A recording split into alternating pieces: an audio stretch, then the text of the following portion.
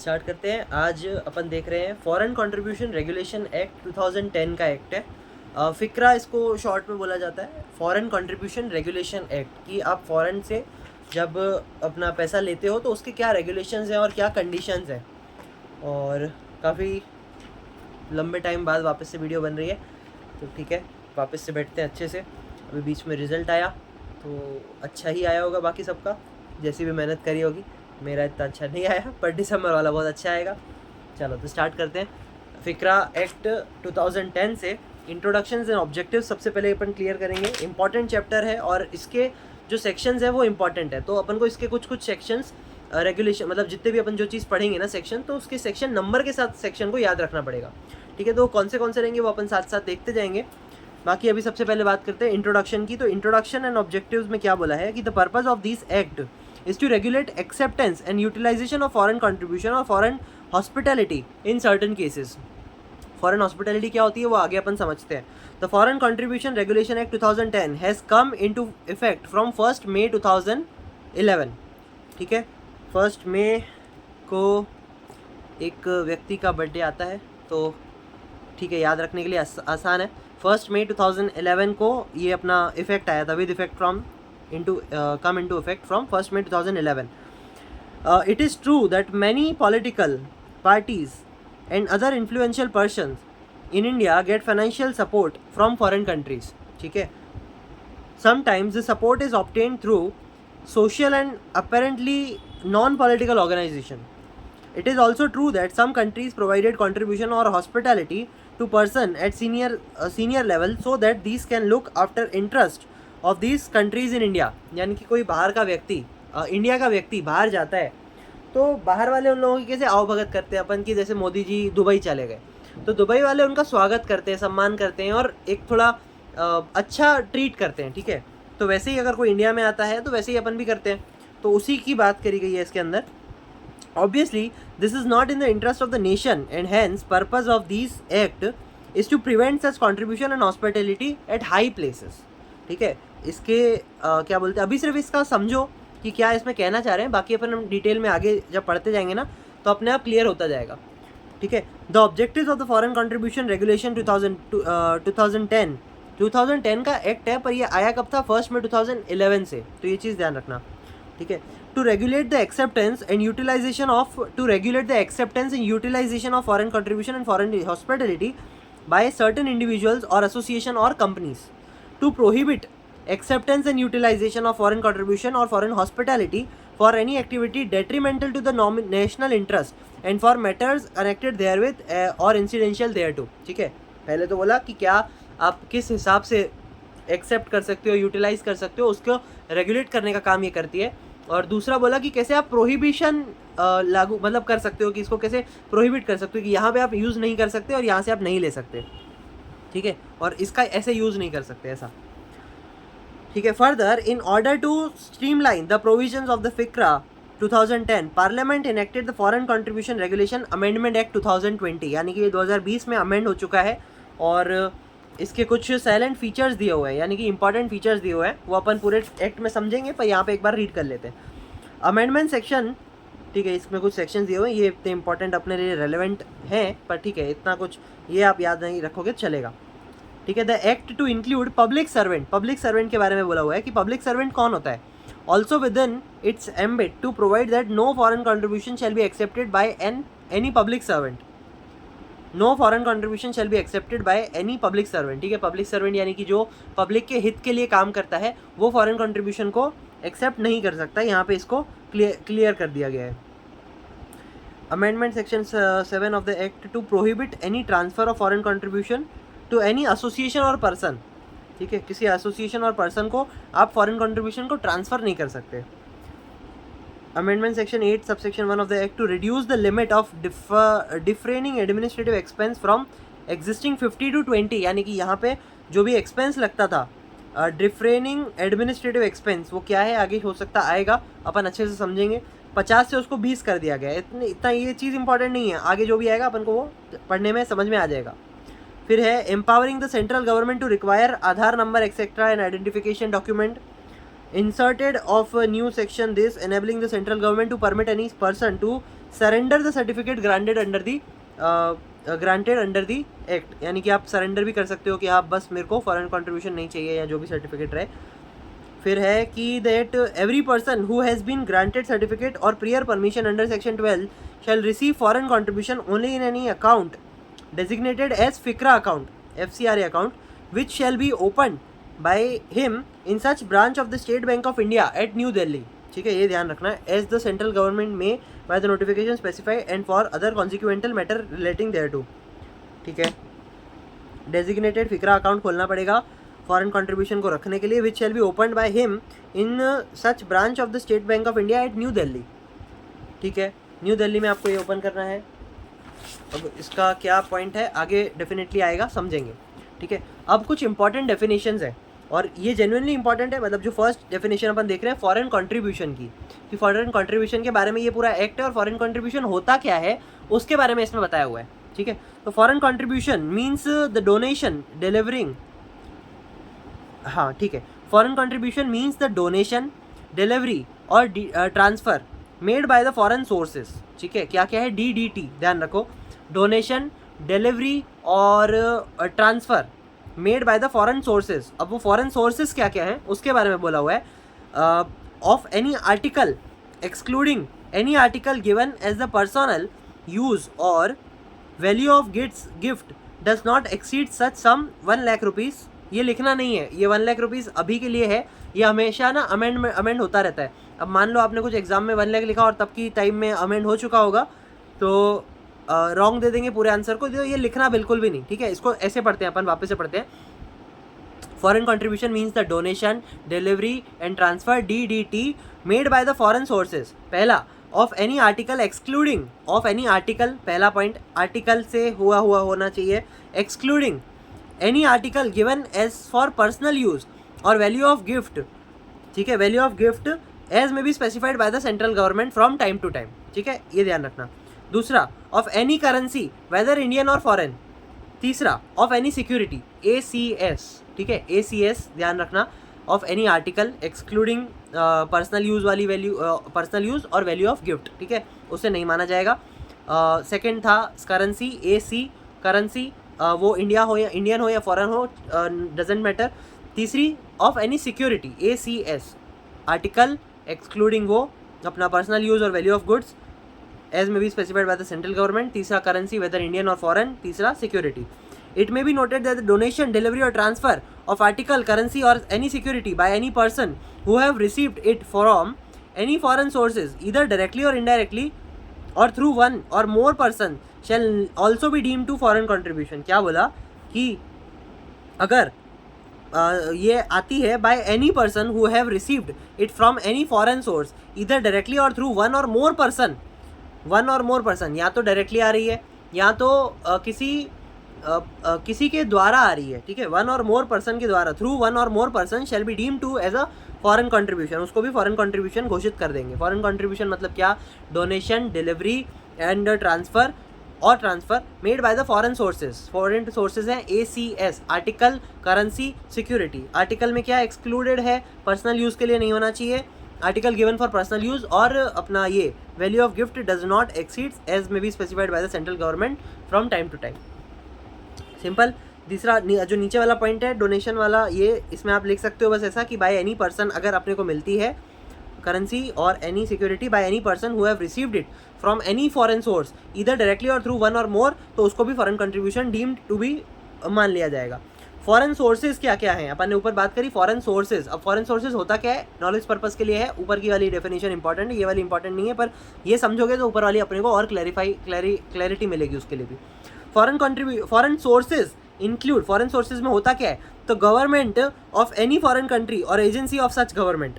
ठीक है, तो फॉरेन सोर्सेज में सबसे पहला है government of any foreign country और agency of such government. Any international agency not being United Nations, the world bank और such other agency as central government notified in the official gazette specified in this behalf. ठीक है, any international agency not being United Nations, United Nations नहीं होनी चाहिए, बाकी कोई भी international agency हो चलेगा। द वर्ल्ड बैंक और such other agency as central government notified in the official gazette specified in this behalf. A foreign company within the meaning of companies act 2013, ठीक है। हाँ, पहला था गवर्नमेंट, दूसरा any international, क्या बोलते हैं अपनी, any international agency not being United Nations, the world bank or such other agency as central government notified in the official gazetted specified in this behalf. Simple. तीसरा, a foreign company within the meaning of Companies Act 2013, a corporation incorporated in a foreign country, a multinational corporation, MNC बोलते हैं इसको, multinational corporation, a company with the meaning of Companies Act 2013 if more than one half of the nominal value of shares is held entire either individually और aggregate by one और more of the following नेमली, ठीक है। बोला है कि किसी भी companies act में आपकी अगर कोई कंपनी है जहाँ पे आपका आधा या आधे से ज़्यादा पार्ट किसके पास है, या तो इंडिविजुअली या एग्रीगेट मिला जुला के किसके पास है, government of foreign country, citizen of foreign country, corporation incorporated in foreign country, और ट्रस्ट, सोसाइटी और any association of individual formed और registered in the foreign country और फॉरेन कंपनी, ठीक है। सारे 5 फॉरेन कंपनी के रिलेटेड है, okay. Foreign company foreign country के रिलेटेड है, तो ही तो फॉरेन सोर्स होगा ना आपका। फॉरेन से आपको पैसा मिल रहा है तो फॉरेन सोर्स यानी कि कोई भी पैसा आपके पास फॉरेन से आ रहा है वो, ठीक है। अब उसके प्रकार दिए थे सब, government, international agency not being United, world bank हो सकती है, ये सब ये agency of central government notified by official gazette, foreign company, corporation incorporated, municipal multinational corporation, a company with the meaning of companies act 2013 जहाँ पे आपका आधा या आधे से ज़्यादा डायरेक्टली या इनडायरेक्टली पर्सन इधर इंडिविजुअली और एग्रीगेट वन और मोर मिला जुला के, government of foreign country, citizen of foreign country, corporation of incorporated in foreign country, और ट्रस्ट सोसाइटी जो फॉरेन कंट्री में रजिस्टर्ड है, और फॉरेन कंपनी यहाँ से पैसा आता है तो उसको भी फॉरेन सोर्स माना जाएगा। फिर बोला कि अ trade union in any foreign country, a foreign trust by what ever name is called, a society, club or any association or individual formed or registered outside India, a citizen of foreign country. Simple.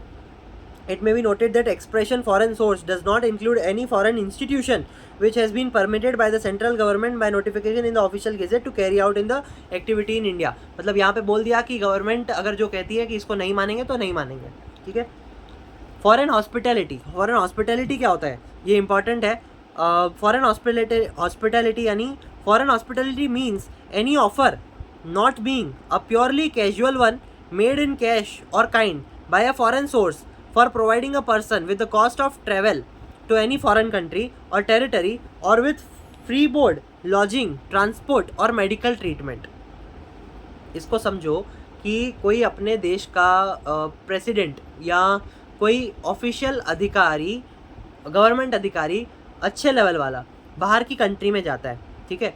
तो अब उसकी आवभगत करने के लिए अपन क्या करते हैं, फ्री बोर्डिंग यानी कि तुम आओ रहो, कोई हम तुमसे खर्चा नहीं लेंगे, लॉजिंग का, ट्रांसपोर्ट का, मेडिकल ट्रीटमेंट भी अगर होता है तो कोई ज़रूरत नहीं है, मेडिकल ट्रीटमेंट भी बाई चांस ऐसी कोई इमरजेंसी आ जाती है कि अपन को इमीडिएटली मेडिकल ट्रीटमेंट करना पड़ता है, तो वहाँ पे अपना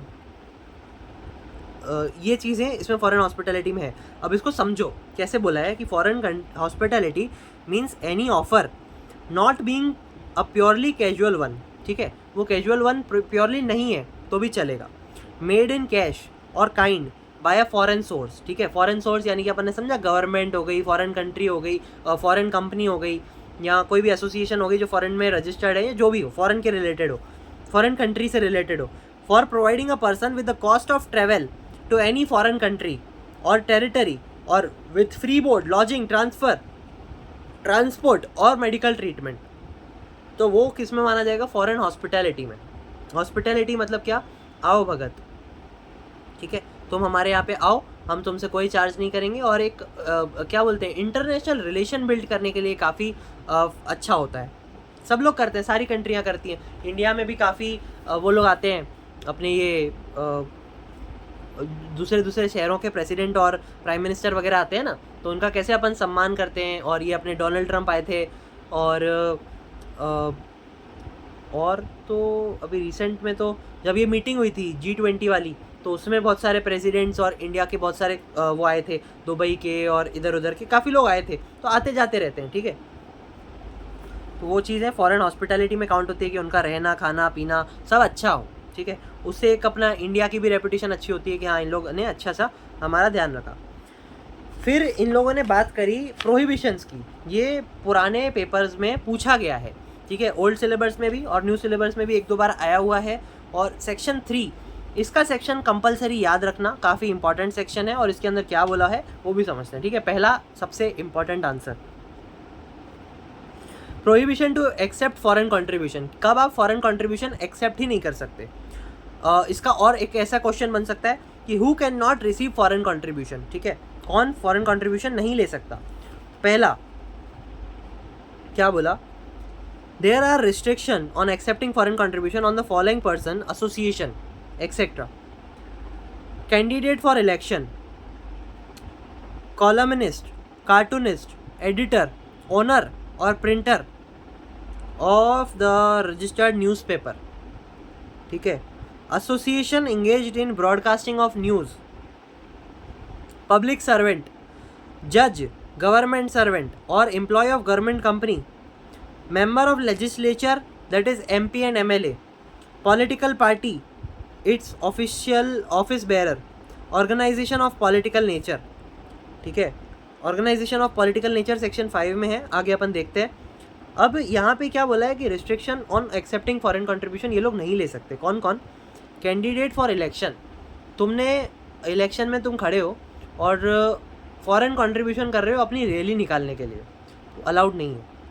columnist, cartoon editor, cartoonist, editor, owner, printer, printer कौन सा HP वाला नहीं, प्रिंटर यानी कि जो ये प्रिंटिंग प्रेस वाले होते हैं ना वो लोग, ऑफ द रजिस्टर्ड न्यूज़पेपर, ठीक है, न्यूज़पेपर वाले की बात करी गई, वो लोग नहीं कर सकते।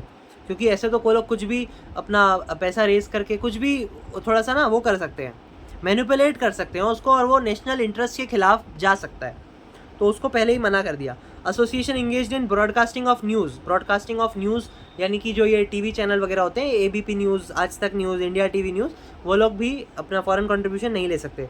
पब्लिक सर्वेंट, गवर्नमेंट अधिकारी जो पहले बात करी अपन ने, MP, MLA, political party, organisation of political nature नहीं कर सकते। आप अगर पॉलिटिकल, आपका सिर्फ नेचर है ना पॉलिटिकल नेचर, यानी कि ये आप समझो ना, आम आदमी पार्टी ना सबसे पहले एक ऑर्गेनाइजेशन थी।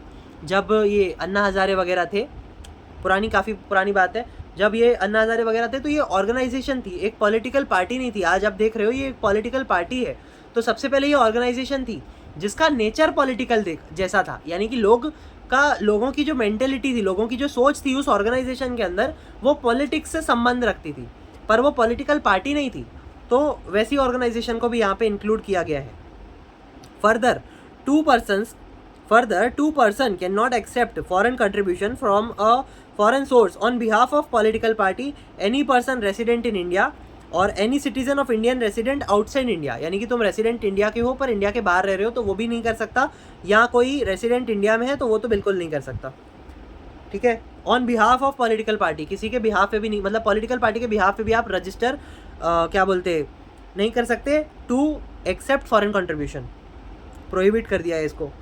तीसरा point, there is a restriction on person resident in India, there is a restriction on person resident in India or an Indian citizen resident outside India to delivery any currency which is received by him from foreign sources, ठीक है। जो अपन ने delivery की बात करी गई ना currency की, तो करेंसी क्या बोलते यहाँ पे उसको रिस्ट्रिक्ट कर दिया गया है, जो रेसिडेंट इन इंडिया है या बाहर रहता है, इंडिया में रेसिडेंट है, हिम फ्रॉम फॉरेन सोर्सेज से अगर उसको कोई ये मिलती है तो वो क्या बोलते नहीं ले सकता, रिस्ट्रिक्ट कर दिया गया है। Every person receiving currency from foreign sources on behalf of person referred in section 9, section 9 क्या कहता है अपन आगे देखेंगे। Every person अभी इसके बाद ही आएगा, ये सब लाइन में ही है। सेक्शन 7 अपना 3, 4, 5, 6, 7, 8, 9, 10 सब लाइन में ही है। 11 देखते हैं फटाफट, ईजी है, अच्छे से हो जाएगा, कोई दिक्कत नहीं है। चलो क्या बोला है कि देयर आर, ये अपन ने पढ़ा, there is a restriction on person resident in India और an Indian citizen resident outside India to delivery any currency from foreign sources on behalf of person resident, अच्छा ये 2 पॉइंट को अपन ने मर्ज कर दिया। India to delivery any currency which is received by him from foreign sources, ये ऊपर वाला point अपन ने देख लिया। दूसरा था every person receiving currency from foreign sources on behalf of a person referred in section 9 shall deliver this currency only to on behalf whose behalf he has received and not anyone else।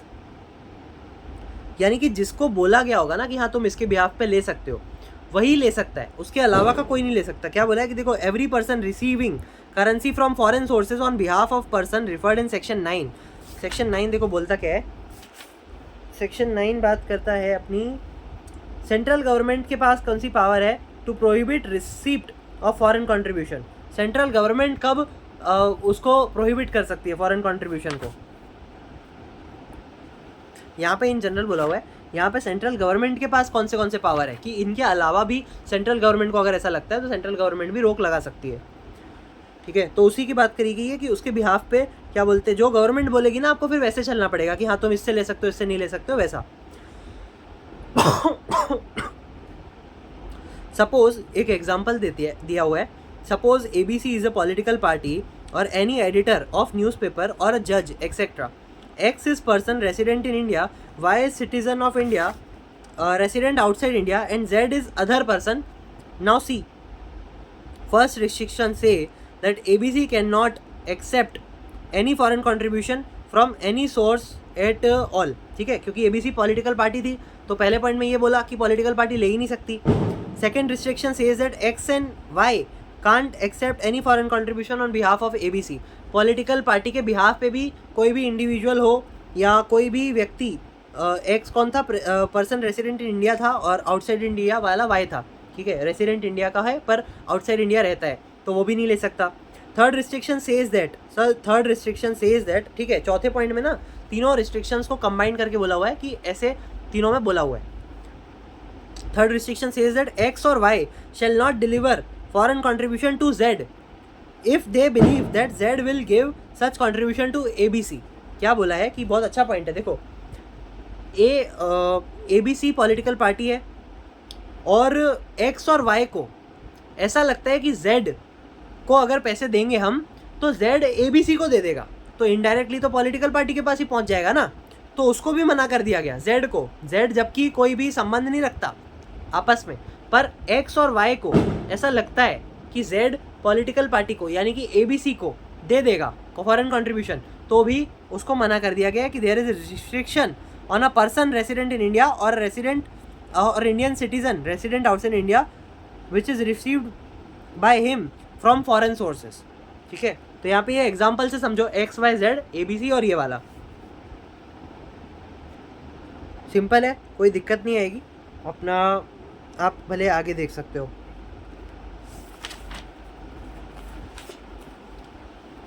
अब आगे बात करिए, following are the exceptions of section 3 as specified under section 4 में, कि section 3 की ये exceptions है कि इन केसेस में आप फॉरेन कंट्रीब्यूशन ले सकते हो। समझे, circumstances in which FCRA 2010 does not apply. ठीक है, any person receive foreign contribution shall be allowed to accept it by way of salary, wages और other remuneration in ordinary course of business, by way of payment in course of international trade or commerce or in the ordinary course of business transacted by him outside India। ठीक है, simple English है, समझ जाओगे आप। Salary, wages, other अपने remuneration वगैरह हैं तो आप ऑर्डिनरी कोर्स ऑफ बिजनेस में ये ले सकते हो। बाय वे ऑफ पेमेंट अगर कर रहे हो, इंटरनेशनल ट्रेड या कॉमर्स से संबंधित आपकी बिजनेस ट्रांजेक्शन हो रही है आउटसाइड इंडिया तो चलेगा। By way of gift made to him as a member of Indian delegate which is received under rule of government, rule of government के अंदर है तो चलेगा, कोई दिक्कत नहीं है। as an agent of a foreign source in relation to any transaction made by such foreign source with the central government or state government। कुछ अपना दूसरी फॉरेन सोर्सेज के एजेंट ने ऐसे ही थोड़ा सा रिलेशन बनाने के लिए या कुछ ऐसे करने के लिए सेंट्रल गवर्नमेंट को या स्टेट गवर्नमेंट को कुछ ऐसी फॉरेन सोर्स दिया तो वो चलेगा, अलाउड है। तुम्हें कुछ गवर्नमेंट को मिल रहा है तो गवर्नमेंट मना क्यों करेगी। फ्रॉम हिज रिलेटिव्स के थ्रू मिलता है तो चलेगा। By way of remittance received, इसका मतलब समझो कि by way of remittance received in the ordinary course of business through any official channel, post office, remittance यानी कि अपना हुआ और any authorise person of foreign exchange, ठीक है। ये रेमिटेंस वर्ड का एक गूगल पे आप सर्च करना, मैं भी बाद में सर्च करूँगा कि रेमिटेंस मतलब होता क्या है। रेमिटेंस रिसीव्ड, रेमिटेंस यानी कि मेन तो वही होता है अपना रीइम्बर्समेंट या कुछ ऐसा मिलना, और रिफंड या कुछ रिक्लेम या कुछ भी जैसा कुछ रहेगा, एक बार सर्च जरूर कर लेना। Bye way of scholarship, stipend वगैरह आपको अगर कुछ मिलता है फॉरेन सोर्सेज से तो वो सब अलाउड किया गया है। सेक्शन 3 में बात करी थी कि कौन से तरीके से आप ये नहीं ले सकते, प्रोहिबिशन ऑन एक्सेप्टेंस ऑफ वो था। तो उसमें सबसे पहले अपन ने देखा रिस्ट्रिक्शन ऑन फॉरेन कंट्रीब्यूशन। अब वो थे सारे पब्लिक क्या बोलते हैं अपने पब्लिक सर्वेंट, जज, government, MP, MLA, candidate of election, editor, newspaper वाले, और association of broadcasting of news वाले, organisation of political party, political nature, political party, organisation of political nature, तो ये सब अलाउड नहीं है। Further 2 person can not accept, उनके behalf पे नहीं ले सकते। और ABC XYZ वाला अपन ने एग्जाम्पल देखा कि ABC को अगर ऐसा लगता है कि Z को अगर हमने पैसे दिए, यानी कि ABC ने XY ने Z को पैसे दिए, तो ABC को ऐसा लगता है कि Z ABC को पैसा दे देगा, ABC को पैसा पहुंचा देगा, तो फिर वहाँ पे भी उसको मना कर दिया गया कि रिस्ट्रिक्ट कर दिया गया है कि 3, ठीक है। चौथे पॉइंट में ठीक है, सेक्शन 9 वाला था वो अपन सेक्शन 9 में एक बार वापस से समझ लेंगे क्या बोला हुआ है उसके अंदर। सेक्शन 4 में अपन ने बात करी, इंपॉर्टेंट है ये भी कि कौन ले सकता है सेक्शन 3 के बावजूद, circumstances in which FCRA does not apply. तो salary, wages, payment of business transaction outside India, gift, agent of foreign sources, relative, remittance receive और स्कॉलरशिप स्टाइपेंड वाले में ये कुछ कितने थे, 6-7 पॉइंट थे, यहाँ पे अपन को अलाउड कर दिया गया है। अब बात करते हैं सेक्शन 5 की। सेक्शन 5 में क्या बोला है, organisation of political nature, any organisation of political nature which is not a political party can not accept any foreign contribution. Organisation of political nature अपन ने पहले बात करी क्या था, मैंने आपको बताया वैसा ही बताता हूँ। अब organisation of political nature which is not a political party can not accept any foreign contribution. Foreign contribution तो वो लोग नहीं ले सकते, ये अपन को पता है। Any person accept foreign contribution on behalf of such person, any person can not accept, हाँ ठीक है, ये भी अपन ने देखा।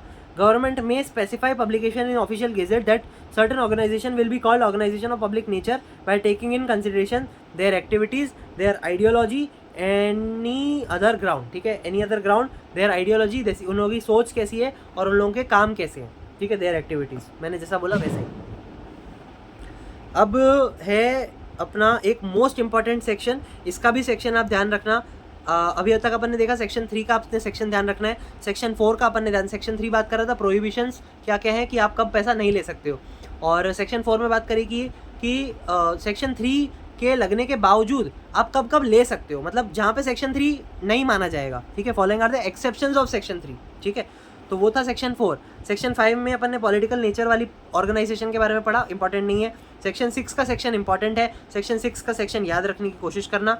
और यहाँ पे बात करी है कि नहीं ले सकते, क्या नहीं ले सकते, फॉरेन हॉस्पिटैलिटी नहीं ले सकते, रिस्ट्रिक्शन ऑन फॉरेन हॉस्पिटैलिटी, कब कब आप फॉरेन हॉस्पिटैलिटी नहीं ले सकते। फॉरेन हॉस्पिटैलिटी में बात करी थी अपन ने आगे, आपको क्लियर हो गया होगा, एक बार फिर से समझेंगे अपन क्या बोला है। Following person can not accept foreign hospitality accept with the prior permission of government, ठीक है, आप ले हो पहले, लेकिन आपको प्रायर परमिशन लेनी पड़ेगी गवर्नमेंट से, ठीक है। आगे इसके कुछ और भी पॉइंट्स आएंगे जो इसे थोड़े से कॉन्ट्राडिक्टरी आपको लगेंगे, वहाँ पे अपन इसको देखते हैं, ठीक है। वापस, following person can not accept foreign hospitality accept with the prior permission of government, member of legislature, office bearer of political party, जज, government servant, employ of any corporation और any other body owned on controlled by the government, ठीक है। इसको ना अपन एक शब्द पकड़ते हैं, जज, ठीक है। अब कोई जज इंडिया के बाहर जा रहा है तो उसके बारे में अपन देखेंगे कि कब वो ले सकता है, कब वो नहीं ले सकता है, ठीक है। इसके अंदर इसी की बात करी गई है और छोटा सा पॉइंट है, बहुत अच्छे से समझ में आ जाएगा। देखो कौन कौन नहीं ले सकता, member of legislature, office bearer of political party, जज, government servant, employ of any corporation or any other body owned or controlled by the government. Above mentioned person is required to obtain prior permission of central government to accept foreign hospitality while visiting outside India. Application should be made in form FC2. अब जब आप prior permission लोगे तो उसका एक form दिया गया है, फॉर्म FC2, फॉरेन कॉन्ट्रीब्यूशन 2, ठीक है। FC इसका शॉर्ट में इसका वो है, 1 मिनट, हाँ हाँ हाँ, foreign contribution FC2 form number है, आपको फॉर्म एप्लीकेशन भरनी पड़ेगी फॉर्म में, फॉर्म FC2 में। It must reach the authority 2 weeks before date of outward journey, यानी कि जब आप बाहर जा रहे हो ना, उससे 2 हफ्ते पहले तक आपको बता देना पड़ेगा। It must reach the to authority 2 weeks prior before the date of outward journey, outward journey से आपको 2 हफ्ते पहले तक बताना पड़ेगा। अब एग्जाम्पल के लिए अपन समझते हैं, कोई चीफ जस्टिस है, यानी कि कोई जज है। हाउएवर, ठीक है, ये पकड़ना, शब्द पकड़ना, मैं आपको आगे रिलेट करवाता हूँ। However for emergency medical treatment, however वाला पॉइंट है, देखना। However for emergency medical treatment due to sudden or severe illness only intimation is required to be given to the government within 1 month from the receipt of hospitality. यानी कि तुमने पहले जाने से पहले ये तो बता दिया था कि हाँ भैया हम जा रहे हैं, अब वहाँ पे तुम मेडिकल ट्रीटमेंट नहीं ले सकते थे। आगे अपन ने देखा, हाँ ठीक है, फॉरेन हॉस्पिटलिटी नहीं ले सकते। फॉरेन हॉस्पिटलिटी में हमने देखा था कि वो करना पड़ेगा, मेडिकल ट्रीटमेंट वगैरह चलेगा, पर यहाँ पे रिस्ट्रिक्शंस है ना। तो यहाँ पे हाउएवर वाले पॉइंट में ये है कि वो रिस्ट्रिक्शंस हम भूलते हैं। अगर कोई सडन और सीवियर इलनेस हो जाती है चीफ जस्टिस को, भाई चीफ जस्टिस है इंडिया का, तो एक इम्पॉर्टेंट एस्पेक्ट है, एक इम्पॉर्टेंट पर्सन है अपने इंडिया के लॉ के लिए। तो only intimation is required to given the government within 1 month। Hospitality लेने के बाद भी आप 1 महीने तक आप उसको बता सकते हो, पर 1 महीने के बाद आपको बताना ही पड़ेगा, ठीक है। No such intimation is required if the value of such hospitality in emergency medical aid is up to 1 lakh rupees और इक्विवेलेंट देयर टू। अब और बोलो, आपको वो भी इंटीमेशन नहीं देनी है जो 1 महीने बाद आपको इंटीमेट करना है ना। अगर वो आपका खर्चा 1 लाख रुपए के अंदर होता है, 1 लाख रुपए के ऊपर आपका मेडिकल ट्रीटमेंट का पैसा गया, तो आपको गवर्नमेंट को 1 महीने के अंदर बताना पड़ेगा। और अगर वो भी नहीं होता है ना, 1 लाख के अंदर अंदर ही खर्चा होता है, तो वो भी बताने की कोई ज़रूरत नहीं है भैया, तुम चलेगा, कोई दिक्कत नहीं है। अच्छा, अब ये समझ गए होगे। सेक्शन 6 इंपॉर्टेंट सेक्शन है, ध्यान रखना। The 7th section, prohibition on transfer of foreign contribution, prohibition on transfer of foreign contribution section 7 में बात करी है। Prohibition on transfer of foreign contribution, कब ट्रांसफर नहीं कर सकते। No person who is registered and granted a certificate or has obtained prior permission under this act and receive any foreign contribution is registered and granted a certificate or has obtained prior permission under the act, ठीक है, and receives any foreign contribution shall transfer such foreign contribution to any other person। ये लोग नहीं कर सकते। जो व्यक्ति registered है, जिसके पास सर्टिफिकेट है और prior permission under the act उसने ली है, receives any foreign contribution and receives any foreign contribution, वही है कि हाँ जो फॉरेन कंट्रीब्यूशन है जिसके पास है, कुछ जैसे गवर्नमेंट के द्वारा स्पेसिफाई कर दिया जाएगा, एक्ट में बोल दिया जाएगा, तो वो लोग ट्रांसफ़र नहीं कर सकते फॉरेन कंट्रीब्यूशन को, ठीक है। और आगे अपन समझेंगे कि अगर कुछ केस में आपको ट्रांसफ़र करना भी पड़ता है तो आपको गवर्नमेंट को इंटीमेट करना पड़ता है और बताना पड़ता है कि हाँ ये चीज़ हम कर रहे हैं, और पहले प्रायर अप्रूवल तो ज़रूरी है ही। अब एक अच्छा सेक्शन है सेक्शन 8, ठीक है। सेक्शन 8 में क्या बोला है, ज़्यादा नहीं है अभी तो, सेक्शन 8 में देखते हैं। सेक्शन 8 में क्या बोला है, restriction to utilise foreign contribution for administrative purpose. Administrative के पर्पस के लिए कुछ रिस्ट्रिक्शंस है कि आप अपना फॉरेन कंट्रीब्यूशन यूज़ नहीं कर सकते। Every registered person who has taken prior approval of government if he receives any foreign contribution shall utilize contribution only for the purpose it was received, ठीक है। जिस पर्पस के लिए आपने लिया है उसी पर्पस के लिए यूज़ करो ना। अब तुम मंगवा किसी और पर्पस के लिए रहे हो, कंट्रीब्यूशन किसी और पर्पस के लिए करवा रहे हो और उसका अपना यूज़ किसी और पर्पस के लिए कर रहे हो, तो ये तो गलत हो जाएगा ना। Such contribution can not be utilised for the speculation purpose. Speculation purpose ये बोले तो अपना सट्टेबाजी, किसी भी स्पेकुलेशन पर्पस के लिए, सट्टा जुआ खेलने के लिए आप फॉरेन कंट्रीब्यूशन का उपयोग नहीं कर सकते, जाहिर सी बात है। Further such person can not utilise foreign contribution to meet his foreign administrative expense exceeding 20% without approval of government. Administrative expense यानी कि डे टू डे एक्सपेंस या जो भी आपके बिजनेस में एडमिनिस्ट्रेटिव एक्सपेंसेस हो रहे हैं ना, तो आप exceeding 20% without approval of government नहीं कर सकते। 20% से ज़्यादा के लिए अप्रूवल आपको लेनी पड़ेगी गवर्नमेंट से, और अपना यूटिलाइज आप नहीं कर सकते हो एडमिनिस्ट्रेटिव एक्सपेंस के लिए exceeding 20% without approval of government. ठीक है। Amounts that constitute administrative expense, अब ये देखो नॉलेज पर्पस के लिए है। Amounts that constitute administrative expense, कौन कौन सी अमाउंट एडमिनिस्ट्रेटिव एक्सपेंस में आती है, तो क्विकली देख लेते हैं। Salary, wages, travel expense or any remuneration realised by the members of the executive committee or governing council of the person, all expenses toward hiring or of personnel for management of the activities of the person, and salary, wages or any kind of remuneration paid, including cost of travel to such personnel, all expenses related to consumable likely electricity or water charges, telephone charges, postal charges, repair to premises, etc., cost of accounting for any administrating funds, expenses towards running and maintenance of vehicle, cost of writing and filing reports, legal and professional charges, rents of premises, repair to premises and expenses on other utilities. ठीक है, जो भी PNL की अपन की debit side पे नहीं लिखते थे अपन 12th में, वो सारी चीज़ें इसमें मेनली दी हुई हैं। एडमिनिस्ट्रेटिव एक्सपेंस अपन को पता ही है क्या होता है। दूसरा बोला amount not to be counted as administrative expense, कौन सी अमाउंट को अपन एडमिनिस्ट्रेटिव एक्सपेंस नहीं काउंट करेंगे, तो वो भी क्लैरिफाई कर दिया गया है। तो वो बोला है कि expenditure incurred on salaries or remuneration of personnel engaged in training or for collection or analysis of field data of an association primarily engaged in research or training purpose के लिए अगर है ना, तो उसको अपन एडमिनिस्ट्रेटिव एक्सपेंस में नहीं मानेंगे, और वहाँ पे आप क्या बोलते हैं फॉरेन कंट्रीब्यूशन का भी उपयोग कर सकते हो। ठीक है, यही माना जाएगा। बाकी तो अपने को अप्रूवल और वो सब चाहिए रहता है, तो गवर्नमेंट के मुताबिक ही अपन को चलना पड़ेगा। Expenses incurred directly in furtherance of the state objectives of the welfare oriented organizations such as salary to doctor of hospital, salary to teachers of school, etc.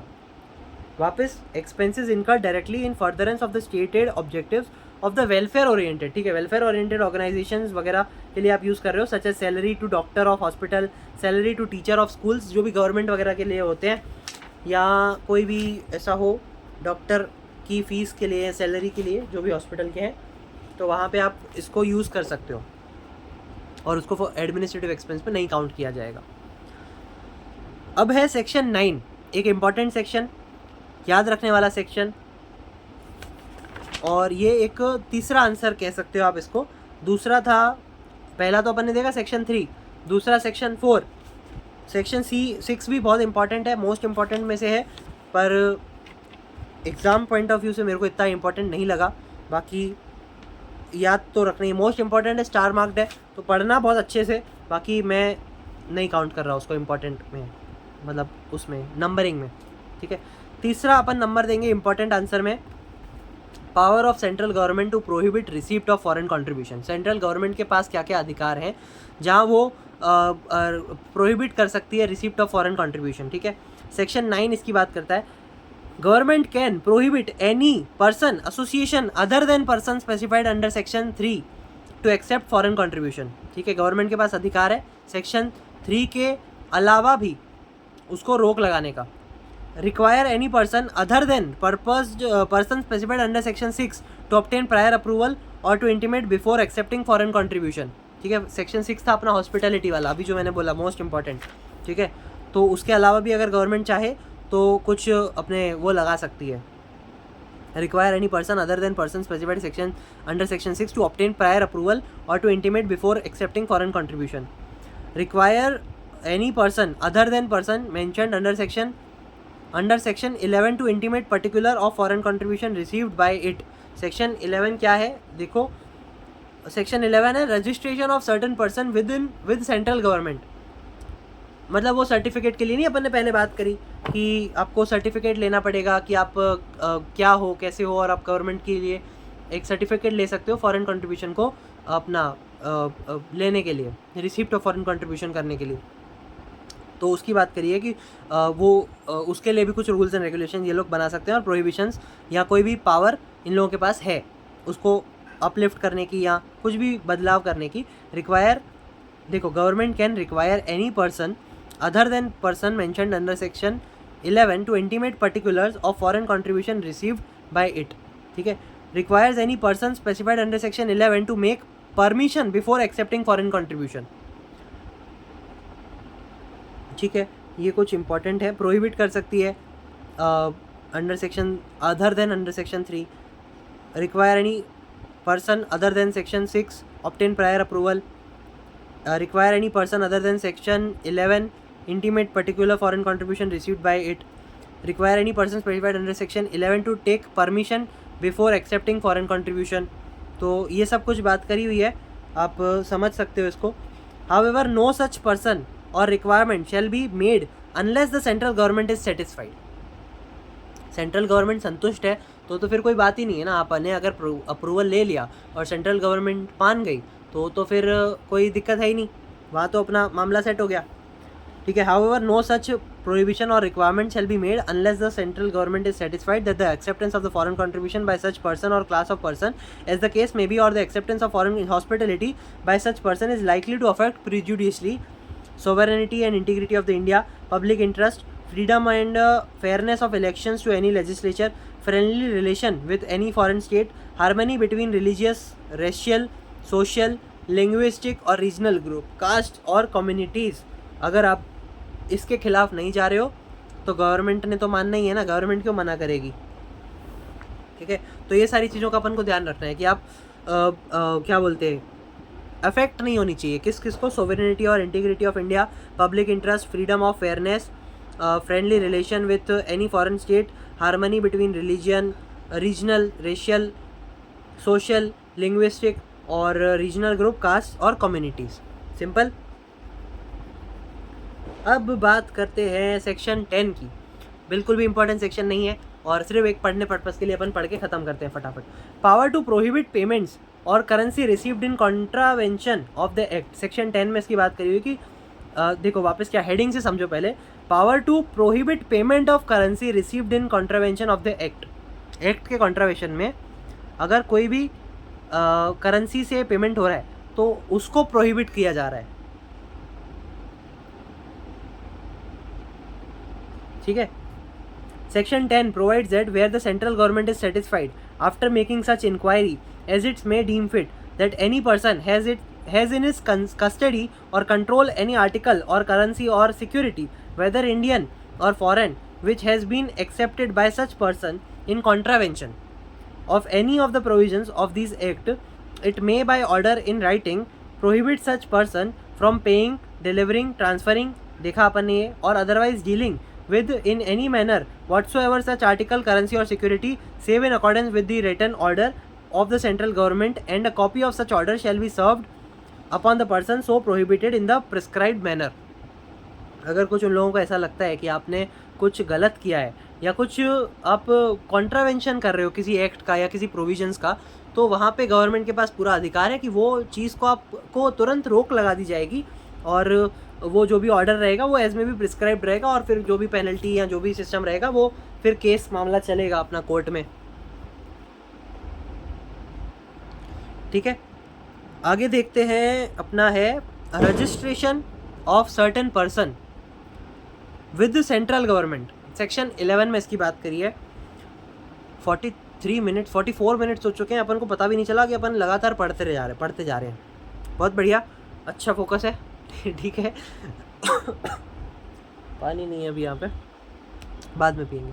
Registration of certain persons with central government. Section 11 में इसकी बात करिए कि registration of certain person with central government. क्या बोला है कि person having a definite cultural, economical, educational, regional और सोशल प्रोग्राम। देखो इसको ऐसे, अपन का सी सेट होता है तो उसका फुल फॉर्म है SCSEET। इसको आप ऐसे याद रखो, CSEER। ठीक है, कल्चरल, इकोनॉमिकल, एजुकेशनल और सोशल प्रोग्राम। ये तो नहीं हुआ, कल्चरल, सोशल प्रोग्राम, अच्छा हाँ देखो ना, हो गया ना, कल्चरल, सोशल, इकोनॉमिकल, एजुकेशनल और रिलीजियस, ठीक है, CSER प्रोग्राम है, shall accept foreign contribution if such person obtain a certificate of registration from the central government. अगर आपके पास सेंट्रल गवर्नमेंट का रजिस्ट्रेशन सर्टिफिकेट है तो आप लोग फॉरेन कंट्रीब्यूशन ले सकते हो। कौन कौन? CSER, सोशल, सबसे पहले कल्चरल, सोशल, एजुकेशनल और क्या था, इकोनॉमिकल और अपना CSER रीजनल, रिलीजियस, ठीक है। तो इन प्रोग्राम से अगर आपका संबंध है या आप इसके अंतर्गत फॉरेन कंट्रीब्यूशन ले रहे हो तो वहाँ पे आपको सर्टिफिकेट ऑफ रजिस्ट्रेशन लेना पड़ेगा सेंट्रल गवर्नमेंट से, और आप उसके बाद आराम से ले सकते हो और जो भी करना है वो कर सकते हो with in the provisions. Every other persons not registered with the central government can accept any foreign contribution only after obtaining a prior permission of the CG, and such prior permission shall be valid for a specific purpose of which it is obtained and from the specific source, ठीक है। Central government से आपको अगर लेना पड़ेगा, अगर आपको registered नहीं हो तो भी आपको पहले प्रायर परमिशन लेनी पड़ेगी CG के पास से, और स्पेसिफिक पर्पस के लिए आप मांग सकते हो, और कितने क्या चीज़ के लिए और क्यों आपको चाहिए वो सब आपको बताना पड़ेगा, इंटीमेशन देना पड़ेगा, और जिसके लिए आपको मिला है ना, अप्रूवल मिला है, उसी पर्पज़ के लिए आपको वो कंट्रीब्यूशन को यूज़ करना पड़ेगा। उसके अलावा जाओगे तो फिर उसको गवर्नमेंट वो भी कर सकती है, क्या बोलते हैं उसको, बैक भी कर सकती है। अच्छा टर्म है उसका, वो आप समझ लेना, बैक भी कर सकती है, ठीक है, रिवर्स ले सकती है, बिल्कुल, ठीक है। Provided that central government on the basis of any information और रिपोर्ट, शायद इसमें यही पॉइंट है, देखो, provided that the central government on the basis of any information or report and after holding a summary inquiry has received reason to believe that a person who has been granted prior permission has contravened any of the provision of this act, it may pending any further inquiry direct that such person shall not utilize the unutilized foreign contribution or receive the remaining portion of the foreign contribution which has not been received, or as the case may be any additional foreign contribution without prior approval of the CG, उसको ना मिलेगा ना जो उसका बचा हुआ unutilised foreign contribution है ना, तो उसको भी जब्त कर लेंगे और उसको आगे भी रोक लेंगे कि अगर तूने कुछ कंट्रीब्यूशन किया है, कॉन्ट्रावेंशन किया है किसी भी एक्ट का या प्रोविजंस का, तो उसको उसके खिलाफ सख्त कार्रवाई की जाएगी और उसको रिफ्रेन कर दिया जाएगा और उससे रिवर्स कर लिया जाएगा वो सारी चीज़ों को, ठीक है। सेक्शन 11 में इसकी बात करी गई। अब बात करते हैं एलिजिबिलिटी क्राइटेरिया क्या है for grant of prior permission, ठीक है। गवर्नमेंट से आप प्रायर परमिशन ले रहे हो ना कंट्रीब्यूशन लेने के लिए, तो वो कंट्रीब्यूशन की प्रायर अप्रूवल लेने के लिए क्या एलिजिबिलिटी क्राइटेरिया है, तो उसकी बात करी गई है। छोटा सा ही आंसर है और जल्दी हो जाएगा अभी। देखो, an organisation in formative stage is not eligible, an organisation is in formative stage, यानी कि बहुत इनिशियल स्टेज पे हो, तो तुम भैया नए हो, अब फॉरेन कंट्रीब्यूशन ले रहे हो तो कैसे तुमको एलिजिबल मान लिया जाएगा, ठीक है। अगर फॉर्मेटिव स्टेज पे बन रही है, नई कंट्री वो है, स्टार्टअप है, तो आपको not eligible for certificate of registration, such organisation में apply for grant of prior permission under FCRA 2010। For the purpose the association should meet the following criteria, क्या क्या, be registered under the existing statute like the societies registration act 1860 or the Indian trust act 1882 or section 8 of the companies act 2013 act. Submit a specific commitment letter from the donor indicating the amount of foreign contribution and the purpose of for which it is purpose to be given, ठीक है। पहले में तो वो कर लिया कि आपका ये सब में रजिस्टर होना चाहिए, सोसाइटी है तो सोसाइटी का एक्ट है, ट्रस्ट का है तो ट्रस्ट का एक्ट है, सेक्शन 8 का अपन को पता है नॉन प्रॉफिट ऑर्गेनाइजेशन वाला, तो वहाँ पे आपको रजिस्टर करना पड़ेगा। दूसरे पॉइंट में बात करिए कि specific commencement letter from the donor indicating the amount of foreign contribution, कि आप किस पर्पज़ के लिए यूज़ करोगे और कहाँ पे आपका पैसा लगेगा। For Indian recipient organisation and foreign donor organisation having common members, अगर कॉमन मेंबर है किस में, इंडियन रिसिपेंट ऑर्गेनाइजेशन में और फॉरेन डोनर ऑर्गेनाइजेशन में, तो उसका भी आपको इंटीमेशन देना पड़ेगा और आपका वो होना चाहिए, कॉमन मेंबर होने चाहिए। FICRA prior permission shall be granted to the Indian recipient organization subject to its satisfying the following, ठीक है। इंडियन रिसिपेंट ऑर्गेनाइजेशन को अगर फॉरेन कंट्रीब्यूशन चाहिए तो उनके लिए क्या प्रायर परमिशन लेनी अनिवार्य है, उसके बारे में बात करिए कि आपको ये चीज़ें सेटिस्फाई करनी पड़ेगी। The chief functionary of the recipient Indian, एक मिनट,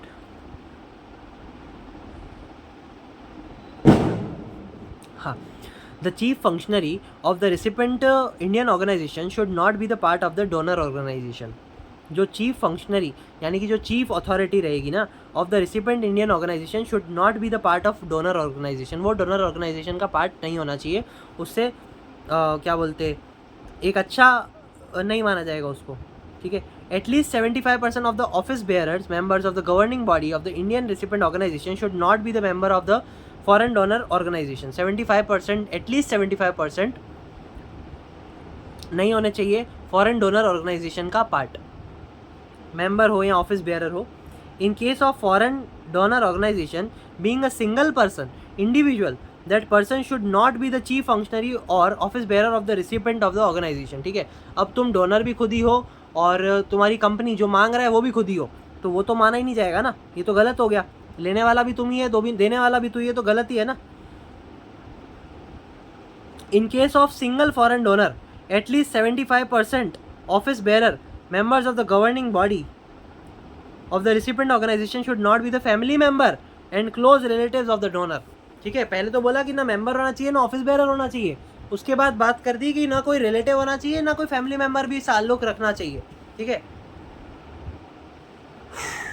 यहाँ पे भी कुछ परसेंटेज था ना, हाँ 75%, ठीक है। अगर कोई सिंगल डोनर है तो, या इंडिविजुअल डोनर है तो। सिंपल था, बहुत इजी आंसर है, आप पढ़ोगे तो अच्छे से समझ में आ जाएगा। कुछ पॉइंट में थोड़ा सा समझने वाली बात है, तो उसके लिए ही अपन वीडियो देख रहे हैं और अपने को अच्छे से क्लियर हो जाएगा। आप खुद भी कुछ अगर चीज़ नहीं समझ में आती है तो 2-3 बार आप खुद भी पढ़ते हो तो समझ में आ जाती है, ठीक है। लास्ट पार्ट बचा है अपना, मतलब अब बस 3-4 पेज बचे हैं, ठीक है। हाँ चलो अच्छे से करते हैं फटाफट। कंडीशंस फॉर द ग्रांट, कितना हुआ, हाँ कंडीशंस, हाँ conditions for grant of registration and prior permissions, कि प्रायर परमिशंस के लिए क्या क्या परमिशंस, क्या क्या कंडीशंस है, ठीक है। वही एक तरीके से वही हो गया, एक लिस्ट हो गई कि ये कंडीशंस आपको फॉलो करनी पड़ेगी अगर आपको रजिस्टर करवाना है फॉरेन कंट्रीब्यूशन लेने के लिए अपने आप को। तो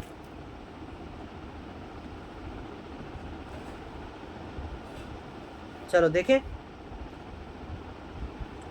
The following shall be the conditions for grant of registration and prior permissions.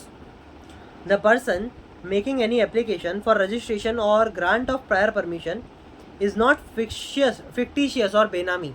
fictitious यानी कि अपना झूठ मूठ का नहीं होना चाहिए या बेनामी नहीं होना चाहिए।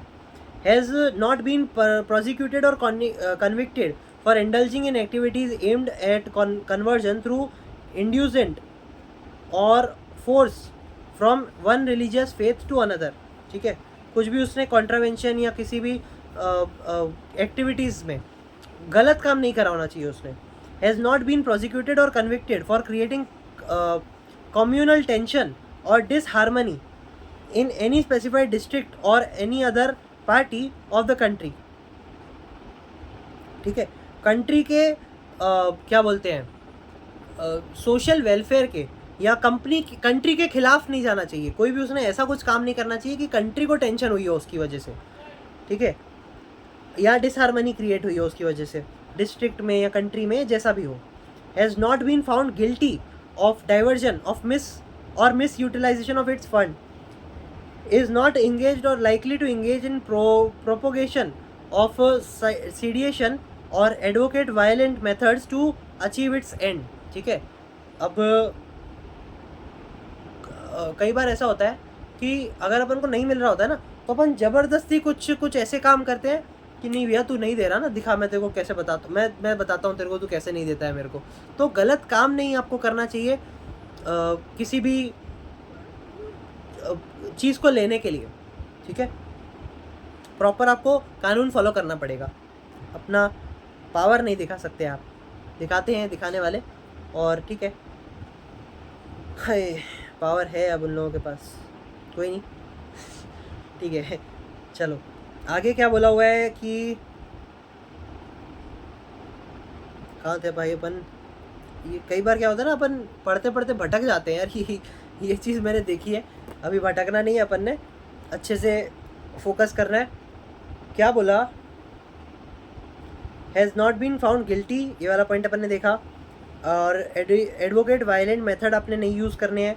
Is not likely to use foreign contribution for personal gain, अपने खुद के हित के लिए आपको यूज़ नहीं करना है। Or divert it for undesirable purpose के लिए नहीं कर सकते। Has not contravened any of the provisions of this act. Has not been prohibited from accepting foreign contribution, prohibit उसको नहीं किया जाना चाहिए, मतलब एलिजिबल होना चाहिए और उसने कोई भी कॉन्ट्रावेंशन नहीं किया होना चाहिए। और such individual has neither been convicted under any law for the time being in force nor any prosecution for any offence is pending against him, कोई भी उसके खिलाफ में कोई भी पेंडिंग केस नहीं चल रहा होना चाहिए, ठीक है। फिर the person being other than an individual any of its director or office bearer has neither be convicted, उसका कोई ऑफिस बेयरर या एम्प्लॉय या कुछ रिलेटेड पार्टी डायरेक्टर वगैरह कोई भी convicted under any law for time being in force nor any prosecution for any offence, उसके खिलाफ भी कोई केस चलता हुआ नहीं होना चाहिए, सिंपल। बी पॉइंट में बोला कि the acceptance of foreign contribution by the association person is not likely to after prejudicially, ये चीज़ अपन ने देख ली। सेक्शन 9 वाले पॉइंट में अपन ने बात करी थी कि क्या खिलाफ नहीं होना चाहिए। Sovereignty and integrity of India, the security, strategic, scientific or economic interest of the state, the public interest, freedom and fairness of elections to any legislation, friendly relation with any foreign state, harmony between religious, racial, social, linguistic, regional groups, castes and communities। तीसरे C point में बात करी, the acceptance of foreign contribution shall not lead to incitement of any offence, किसी भी जुर्म के लिए आप उसको यूज़ नहीं कर सकते। Shall not endanger the life or physical safety of any person, ठीक है। Shall not endanger the life or physical safety of any person, ठीक है। ऐसा नहीं कर सकते आप कि किसी के जान की जोखिम में रख के उसको आप कुछ लोचा लपाटा कर रहे हो, तो वो सब आप नहीं कर सकते और उस पर्पज़ के लिए आप फॉरेन कंट्रीब्यूशन के लिए अलाउड नहीं माने जाओगे और वहाँ पे आपको रोक लगा दिया जाएगा, रोक दिया जाएगा। अब ये जो आंसर है ना, ये कंबाइंड आंसर है कुछ सेक्शंस को मिला के, और एक तरीके से ये समझो सर्टिफिकेट ऑफ रजिस्ट्रेशन है कि सर्टिफिकेट ऑफ रजिस्ट्रेशन आपको कब मिलेगा, तो इसके सेक्शंस दिए हुए हैं 12, 13, 14 एंड 16, ठीक है। अपन ने आगे देखा था कि एक अपन ने पढ़ा था ना सर्टिफिकेट वाला, हाँ पावर टू, नहीं ये वाला नहीं,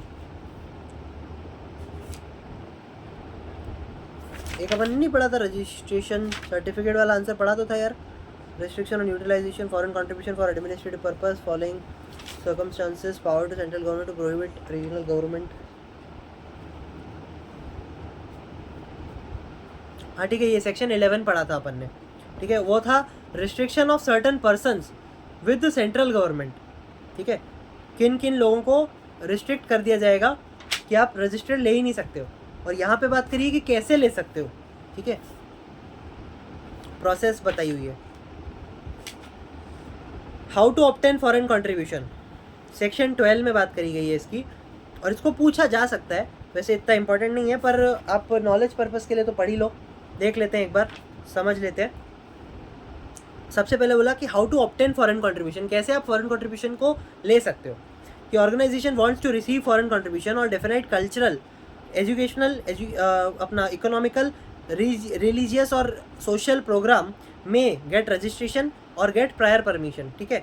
अगर आपका इन काम से रिलेटेड काम है तो आप रजिस्ट्रेशन कर सकते हो और प्रायर परमिशन ले सकते हो। If organisation has provoked track record of at least 3 years of functioning in about special work, it may be receive foreign contribution. अगर आपका 3 साल से ज़्यादा था या एटलीस्ट 3 साल तक का फंक्शन किया हुआ है, इन काम से रिलेटेड किया हुआ है, आप इनसे संबंध रखते हो, तो आपको फॉरेन कंट्रीब्यूशन के लिए आप रजिस्टर हो सकते हो और आपको सर्टिफिकेट मिल सकता है और आप फॉरेन कंट्रीब्यूशन ले सकते हो। If organisation has no track record it may obtain prior permission, ठीक है। तो गवर्नमेंट से आपको प्रायर परमिशन लेना पड़ेगा। अगर आपका ट्रैक रिकॉर्ड इतना नहीं है, 3 साल जितना नहीं है, तो मान लो मतलब 1.5 साल तक का है, तो आपको प्रायर परमिशन लेनी पड़ेगी, किससे, सीजी के पास से, एंड ऑब्टेन फॉरेन कंट्रीब्यूशन, ठीक है। फिर आप भले ले सकते हो। अब रजिस्ट्रेशन प्रोसेस की बात करी गई है, तो वो भी सेक्शन 12 में बात करिए कि online application should be made in form FC3, hard copy of application duly signed with chief of organisation is forwarded to central government within 30 days, ठीक है। 30 दिन के अंदर आपको ऑनलाइन एप्लीकेशन भरनी पड़ेगी फॉर्म FC3 में, हार्ड कॉपी भी हो सकती है। Hard copy of application duly signed with chief of organisation is forwarded to central government. ठीक है, हार्ड कॉपी भी आपको सेंट्रल गवर्नमेंट को ट्रांसफ़र करनी है, जहाँ पे जिस पे साइन की होगी किसकी, चीफ ऑर्गेनाइजेशन की। यहाँ पे FC3 की बात करी गई है। अपन ने पीछे एक फॉर्म देखा था FC2, तो वो याद करो किसका था। Application should be made in form FC2। Restriction on foreign hospitality के अंदर बात करी थी सेक्शन 6 के अंदर, कि आपको, आप जा रहे हो ना बाहर अपना, कोई भी जैसे चीफ जस्टिस था तो वो जहाँ बाहर जा रहे हैं तो आपको प्रायर वो देना पड़ेगा, इंटीमेशन देना पड़ेगा 2 हफ्ते पहले फॉर्म FC2 भर के। अब यहाँ पे FC3 है तो ध्यान रखना। ठीक है, FC3 में अपन रजिस्ट्रेशन प्रोसेस कर रहे हैं, जहाँ पे अपन सर्टिफिकेट के लिए अप्लाई कर रहे हैं। सेंट्रल गवर्नमेंट ग्रांट परमिशन और certificate of registration with in 30 days. 30 दिन के अंदर अपन ने फॉर्म भरा और ये सब करा, और 30 दिन के अंदर अपन ने हार्ड कॉपी सबमिट करनी थी। ठीक है, और फिर 90 दिन के अंदर अपन को सेंट्रल गवर्नमेंट परमिशन ग्रांट कर देगी और वो दे देगी certificate of registration. Every person who makes an application shall be required to open FCRA account in the manner specified in section 17 and mention details of such account in his application.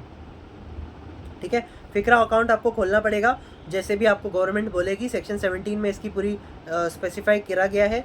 और section 17 अपन ने नहीं देखा ना, शायद है ही नहीं अपन को इसमें सेक्शन। आएगा आएगा आएगा आएगा।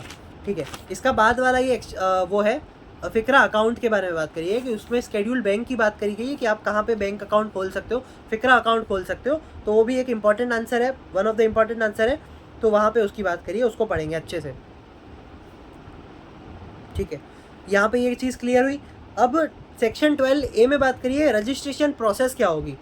Notwithstanding anything contained in this act, the central government may require that any person who seeks prior permission or prior approval under section 11 or make an application for grant of certificate under section 12 or as the case may be for renewal of the certificate under section 16 shall provide, section 16 आगे पढ़ रहे हैं अपन, shall provide and as identification document the Aadhaar number of all its office bearer or director or other key functionary by whatever name called, or a copy of passport or overseas citizen of Indian card in case of foreigner। ठीक है, ये सब मतलब आपको देना पड़ेगा, मतलब आधार number या आइडेंटिफिकेशन डॉक्यूमेंट आपको देना पड़ेगा। किन किन का, अपना की मैनेजरियल पर्सन हो गया, की फंक्शनिंग जो डायरेक्टर होता है, ऑफिस बेयरर है, वो सब का आपको देना पड़ेगा। पासपोर्ट और अच्छा, पासपोर्ट वाली वो है कि अगर कोई फॉरेनर है तो उसके लिए भी आपको पासपोर्ट या overseas citizen of Indian card आपको दिखाना पड़ेगा, इंडिया कार्ड दिखाना पड़ेगा। फिर सेक्शन 16 की बात कर गई। अब renewal of certificate of registration, मतलब आप ये कुछ ना स्पेसिफाइड टाइम पीरियड के लिए होता है। कोई भी आप समझो, आपका काफ़ी लोग ना इनकम सर्टिफिकेट बनाते हैं अपनी इनकम शो करने के लिए, जिसे किसी का इनकम कम है तो वो लोग इनकम सर्टिफिकेट बनाते हैं। तो अब उसकी कुछ लिमिट होती है, जैसे इनकम सर्टिफिकेट की लिमिट होती है 3 साल के लिए आपको वो अप्रूव्ड रहेगा, अप्रूवल रहेगा, मतलब 3 साल तक वो वैलिड रहेगा। तो वैसे ही ये जो सर्टिफिकेट ऑफ रजिस्ट्रेशन है वो कब तक वैलिड रहेगा, तो इसकी लिमिट है 5 साल तक की। ठीक है, the certificate of registration is valid for 5 years, मतलब 5 साल तक आपको रिन्यू नहीं करवाना, पर 5 साल ख़त्म होते ही आपको तुरंत वो रिन्यू करवाना पड़ेगा, नहीं तो ख़त्म होने के बाद, वैलिडेशन ख़त्म होने के बाद आपका सर्टिफिकेट खारिज कर दिया जाएगा और कहेंगे कि आपके पास अधिकार ही नहीं है फॉरेन कंट्रीब्यूशन लेने का।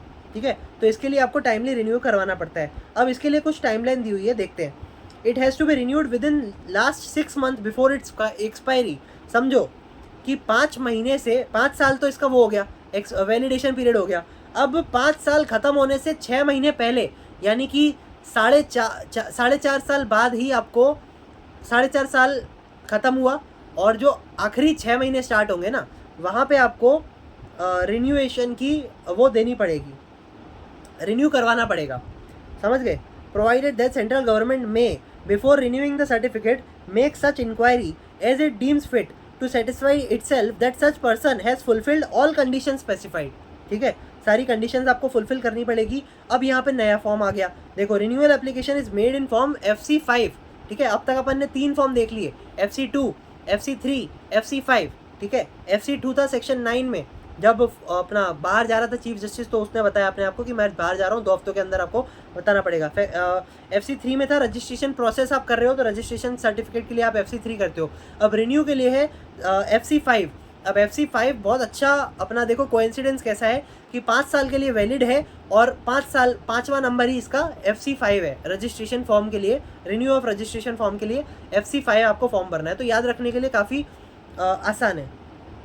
Central government may condone delay for sufficient reason but such delay should not be more than 4 months after expiry। यानी कि आप 5 साल के बाद भी 4 महीने तक अप्लाई कर सकते हो रिन्यू करने के लिए। कब? जब आप सेंट्रल गवर्नमेंट को एग्री करवा दोगे कि आप क्यों नहीं कर पाए थे 5 साल के अंदर अंदर। ठीक है, तो ये हो गया, 4 महीने वाला पॉइंट हो गया। इंपॉर्टेंट है, ये ध्यान रखना। सेक्शन 16 का भी एक महत्व है यहाँ पे, renewal of certificate of registration. ठीक है, सेक्शन 16 ध्यान रखना, 5 साल के लिए वैलिड है, 6 महीने तक आपको, मतलब लास्ट 6 महीने तक आपको ख़त्म कर देना पड़ेगा, रिन्यू करवाना पड़ेगा। Provided central government may before renewing certificate सारी कंडीशंस आपको फुलफिल करनी पड़ेंगी। और रिन्यू का जो फॉर्म है FC5 है। और सच डिले आप सफिशिएंट कॉस्ट दे के कर सकते हो 4 महीने के तक, 4 महीने तक मतलब 5 साल 4 महीने तक आप कर सकते हो। For multi year project renewal application may be made before 12 months before the date of expiry. For multi year project अगर आपका मल्टी ईयर प्रोजेक्ट है ना, आपका मान लो आप जो फॉरेन कंट्रीब्यूशन ले रहे हो वो मल्टी ईयर प्रोजेक्ट है। ठीक है, अब इसका क्या एग्जैक्ट मतलब है वो मेरे को इतना डिटेल में नहीं पता है, आप अगर चाहो तो गूगल पे सर्च कर लेना। बाकी मेन अभी याद ये ध्यान रखो कि मल्टी ईयर प्रोजेक्ट है कोई जो साल भर साल आपका प्रोजेक्ट चलने वाला है। ठीक है, लंबे सालों के लिए ये प्रोजेक्ट चलने वाला है। तो आपके पास जो लिमिट है ना वो ये है कि renewable application may be made before 12 months from date of expiry, यानी कि 5 साल के 12 महीने पहले ही आप रिन्यू के लिए अप्लाई कर सकते हो। ठीक है जी, तो अपना यहाँ पे ये वाला सेक्शन 16 ख़त्म हुआ।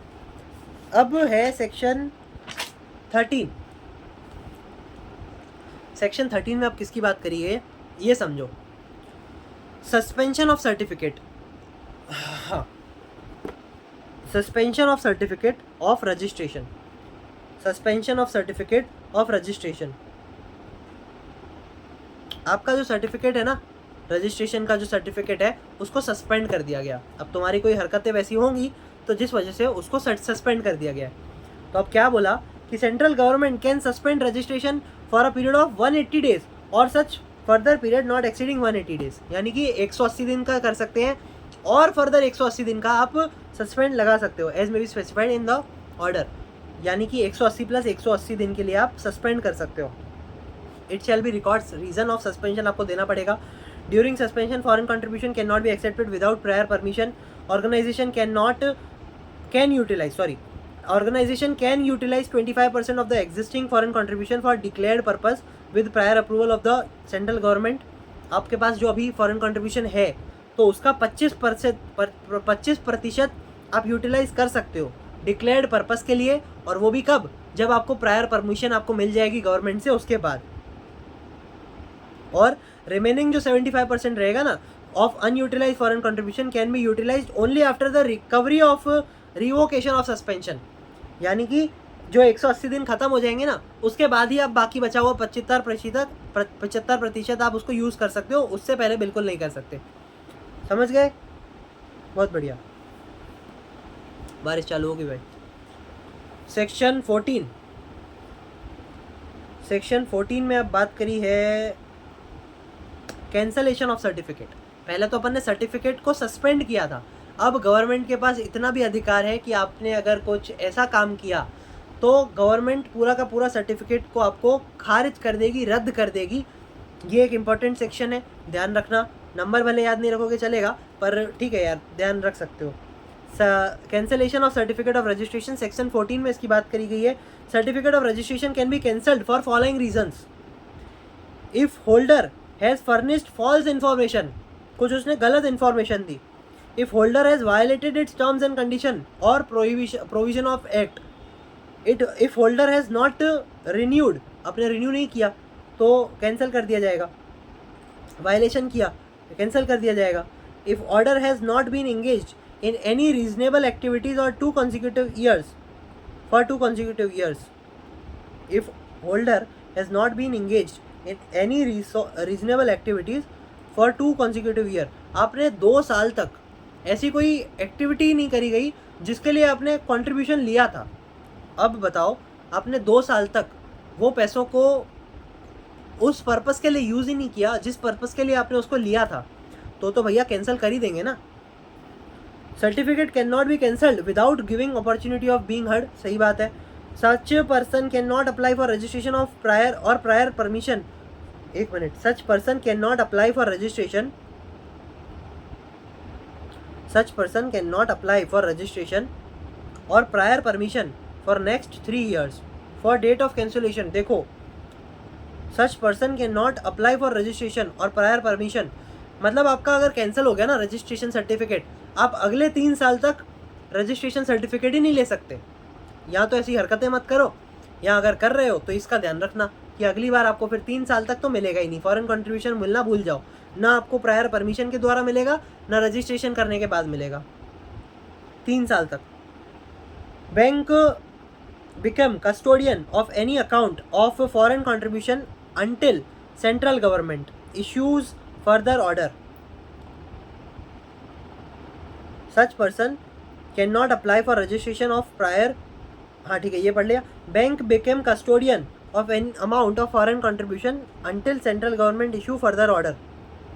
ठीक है, यहाँ पे मतलब बैंक उस चीज़ को ध्यान रखेगी. उनका कोई अगर फॉरेन कंट्रीब्यूशन रहेगा ना पहले का, तो उसके ऊपर रोक लगा दी जाएगी, उसके ऊपर होल्ड कर दिया जाएगा. और उसका कस्टडी कौन लेगा? बैंक लेगी. उसको मतलब संभालने की जिम्मेदारी, उसकी जो कस्टडी रहेगी वो बैंक के पास रहेगी. अब वो बैंक कौन सी है वो अपन आगे पढ़ने वाले हैं. सेक्शन 17 में इसकी बात करी. सेक्शन 14 तो अपन ने अभी ऊपर देखा ना, कैंसलेशन ऑफ सर्टिफिकेट. बराबर. अब है सेक्शन 14A, जहाँ पे बात करी है सरेंडर ऑफ सर्टिफिकेट. तुम क्या हमारा कैंसिल करोगे? हम तुम्हें छोड़ के जा रहे हैं, हम खुद तुम्हें छोड़ के जा रहे हैं, हम खुद इस सर्टिफिकेट को सरेंडर कर रहे हैं. ठीक है, ठीक है. तो 3 पॉइंट है, इसके फटाफट खत्म करते हैं. A request may be made by the central government for surrender of certificate.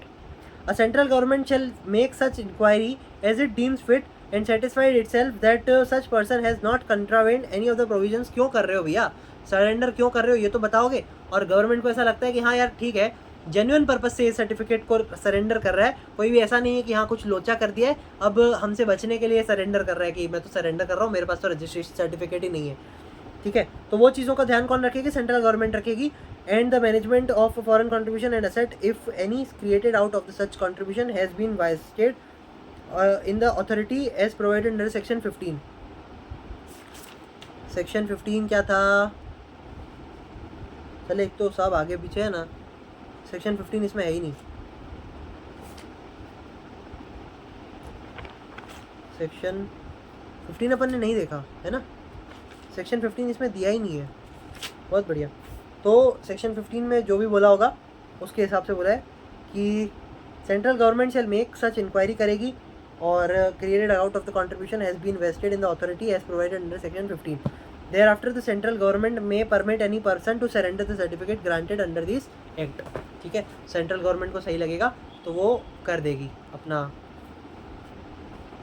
Surrender कर देगी. मतलब मान लेगी कि हाँ तुम भैया सरेंडर कर दो, कोई दिक्कत नहीं है.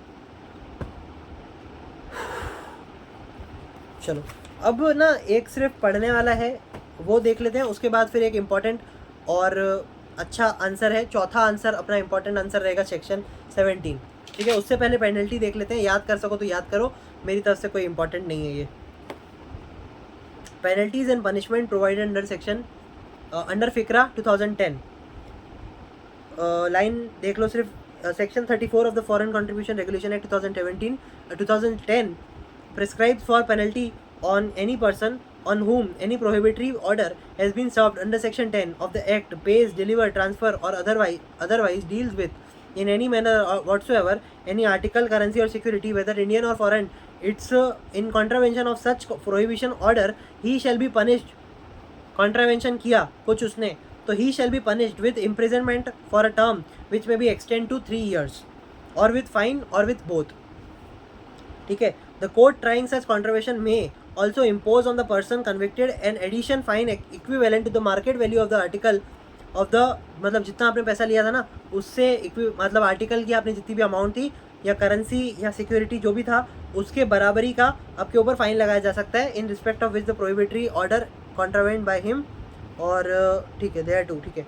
Section 35 of the Foreign Contribution Regulation Act 2010 on the other hand provides that for punishment with imprisonment for such term which may extend to 5 years or with fine or with both for accepting or assisting any person, यानी कि तुम या तो accept कर रहे हो या assist कर रहे हो any person, political party or organisation in accepting any foreign contribution or any currency or security from a foreign sources in contravention of any provision of this act or any rules or order made thereunder. ठीक है. Simple था. 3 साल वाली थी, 5 साल वाली थी, simple था. कोई इतनी वो नहीं थी. याद रखने के लिए याद रख सकते हो, कोई टेंशन नहीं. अब एक अच्छा answer, foreign contribution through scheduled bank. Section 17 में इसकी बात करी गई है. ओल्ड सिलेबस में काफ़ी बार पूछा हुआ है और न्यू सिलेबस में भी शायद एक बार पूछा था. सेक्शन 17 में इसकी बात करी गई है. सेक्शन 17 क्या बोलता है?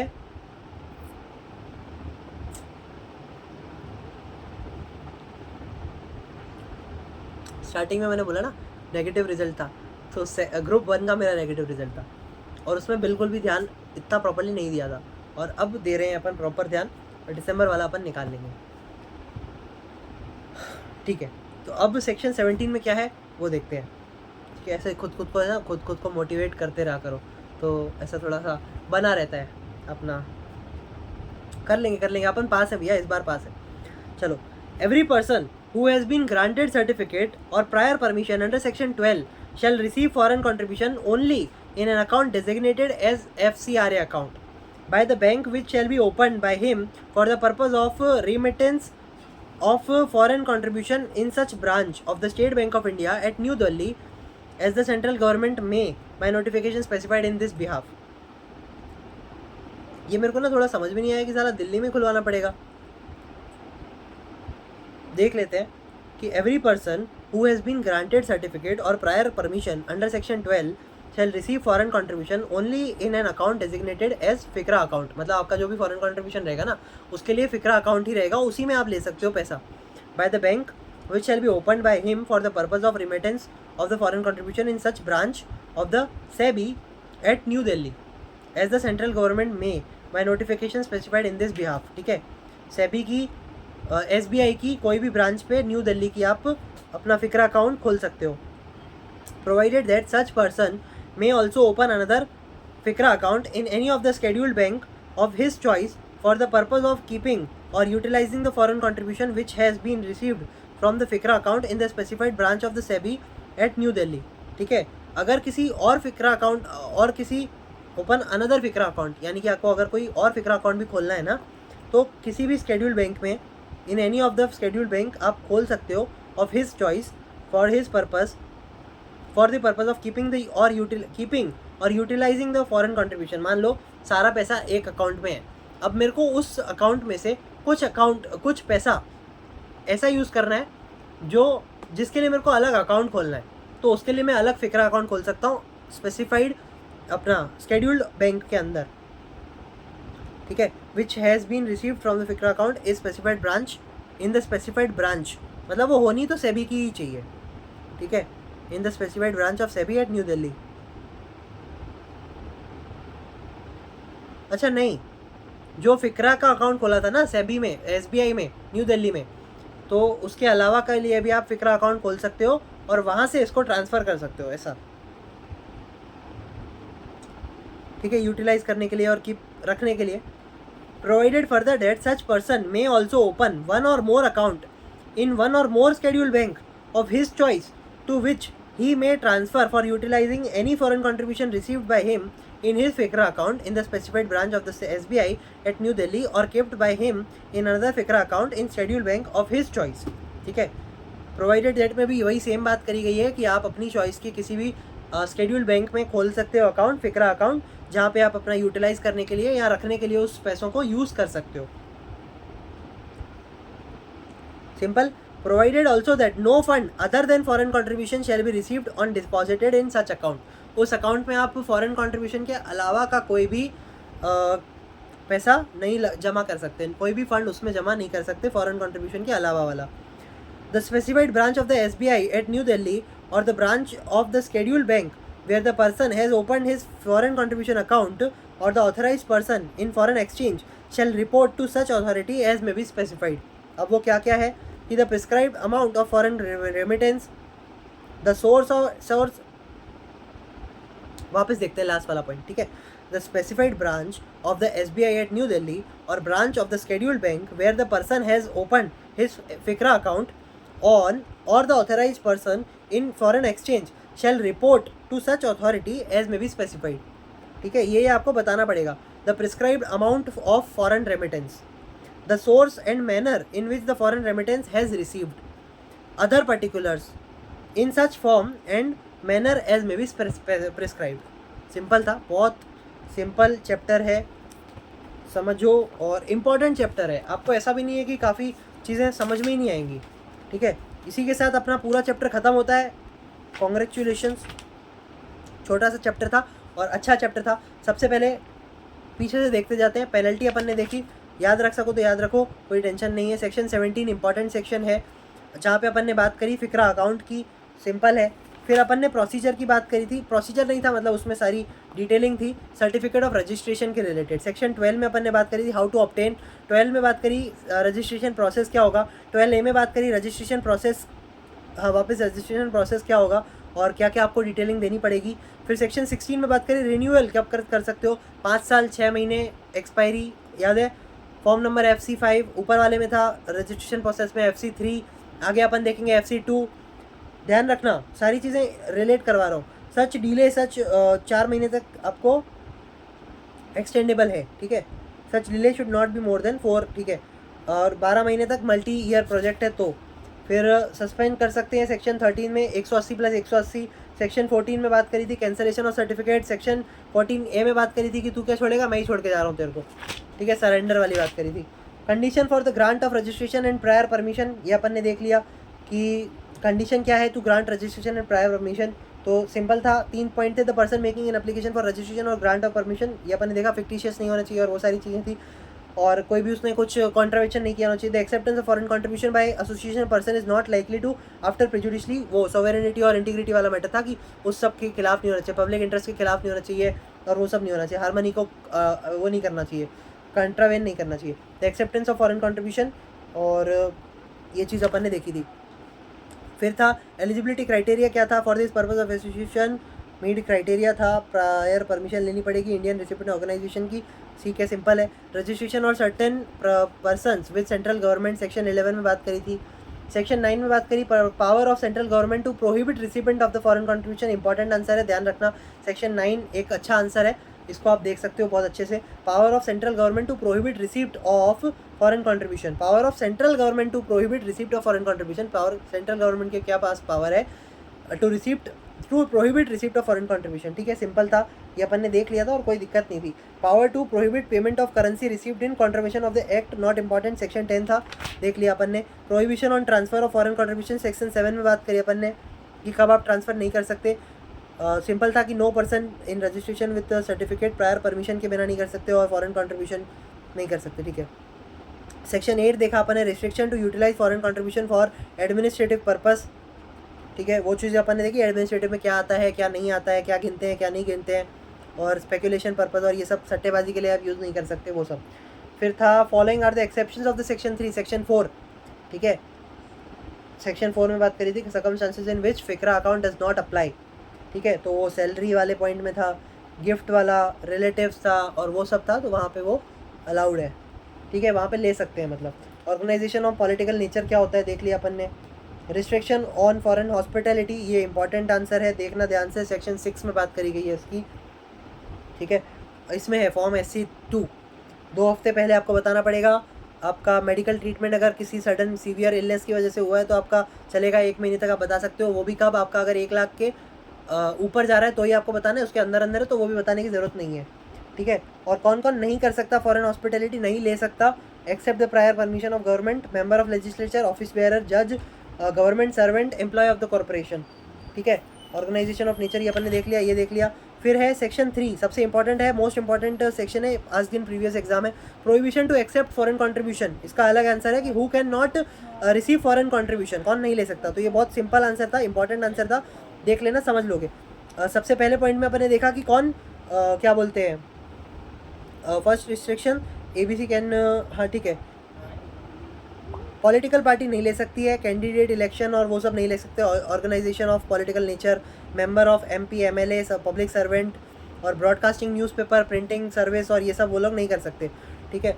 फिर दूसरे में अपन ने देखा कि उनके बिहाफ पे भी, पॉलिटिकल पार्टी के बिहाफ पे भी कोई नहीं ले सकता, कोई अगर रेसिडेंट है इंडिया में या रेसिडेंट इंडिया का है पर बाहर रहता है वो भी नहीं ले सकता। और तीसरे में अपन ने देखा कि पर्सन रेसिडेंट इन इंडिया है और उसको ऐसा लगता है कि अगर हम इसको पैसे देंगे ना, मतलब मान लो उसने A ने B को पैसा दिया, पर A को ऐसा लग रहा है कि B C को पैसा देगा और C क्या है, पॉलिटिकल पार्टी है, तो वहाँ पे वो रिस्ट्रिक्ट कर दिया गया कि आप नहीं पैसा दोगे वहाँ पे भी, ठीक है। फिर कुछ इंपॉर्टेंट डेफिनेशंस अपन ने देखी फॉरेन कंट्रीब्यूशन की, इंपॉर्टेंट है DDT, ACS याद है, फॉरेन सोर्सेज अपन ने देखे, और फॉरेन हॉस्पिटैलिटी क्या होती है वो अपन ने देखा, सिंपल। और सबसे पहले अपन ने देखा इंट्रोडक्शंस एंड ऑब्जेक्टिव्स क्या है, तो ऑब्जेक्टिव्स से अपन ने देखा to regulate the acceptance and utilisation of foreign contribution foreign hospitality by certain individual or association of compliances, और देखा to prohibit acceptance and utilization of foreign contribution or foreign hospitality for any activity detrimental to the national interest and for matter connected therewith or incidental thereto।